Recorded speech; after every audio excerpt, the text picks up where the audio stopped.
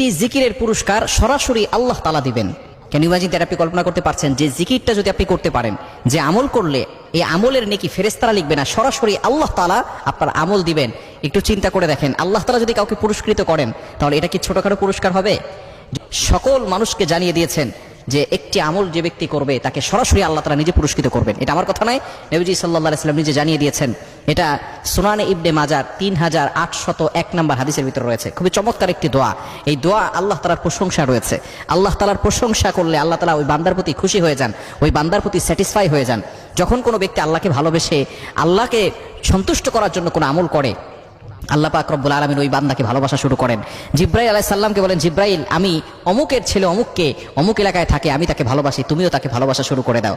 জিব্রাইল আলাইহিস সালাম আসমানের সকল ফেরেশতাদেরকে ডাক দিয়ে বলে, ও আসমানের ফেরেশতারা, আল্লাহ তাআলা অমুক বান্দাকে ভালোবাসেন, সুতরাং আমিও ভালোবাসি, তোমরাও তাকে ভালোবাসা শুরু করে দাও।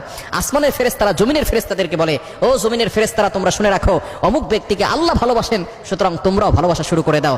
জমিনের ফেরেশতারা সকল মানুষ, সকল মাখলুকাতকে ঘোষণা করতে থাকে সকল মানুষদেরকে, সকল মাখলুকাতকে বলতে থাকে, তোমরা অমুককে ভালোবাসো, অমুককে আল্লাহ ভালোবাসেন, জিবরাইল আলাইহিস সালাম ভালোবাসেন, আসমানের ফেরেশতারা ভালোবাসেন, জমিনের ফেরেশতারা ভালোবাসেন, সুতরাং তোমরাও তাকে ভালোবাসা শুরু করো। সুতরাং এই আমল করার দরকার আছে না নাই?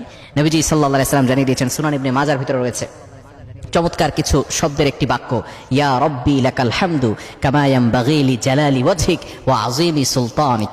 আল্লাহ তাআলার প্রশংসা। এই বাক্যগুলো আমরা অনেকে জানি না, আমরা অনেক সময় বাক্যগুলো পড়ি, ইয়া রব্বি লাকাল হামদু কামা ইয়ানবাগি লি জালালি ওয়াজহিক ওয়া আযীমি সুলতানিক। এটা যদি আপনি পড়তে পারেন, অবশ্যই আল্লাহর পক্ষ থেকে সরাসরি পুরস্কার পাবেন।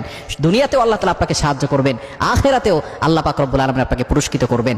আল্লাহ তাআলা যদি কারোর জন্য যথেষ্ট হয়ে যান তাহলে তার আর কোনো টেনশন থাকে না। অনেকে আমরা ডিপ্রেশনে পড়ে যাই, দুশ্চিন্তায় পড়ে যাই। ফার্স্ট্রেটেড পিপল যারা আছে, হতাশ হবেন না, আপনি আল্লাহর উপরে ভরসা রাখেন।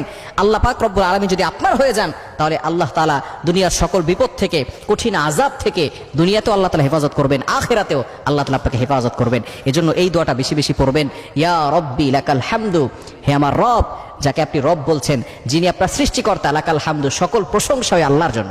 আল্লাহর জন্য প্রশংসা করার দরকার আছে না নাই?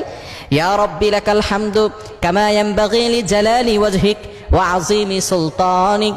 আল্লাহ পাক রব্বুল আলামিনের ক্ষমতা, আল্লাহ তাআলার রাজত্ব, তিনি সবকিছুর মালিক। সুতরাং আপনি যখন এই প্রশংসাগুলো করবেন, সাথে সাথে আল্লাহ তাআলা ফেরেশতাদেরকে নেকি লিখতে দিবেন না, আল্লাহ তাআলা নিজেই তাকে পুরস্কার করার জন্য ফেরেশতাদেরকে ডাক দিয়ে বলবেন, ও আমার ফেরেশতারা, তাদের নেকি লিখো না, আমি নিজে আল্লাহ তাদেরকে পুরস্কৃত করব।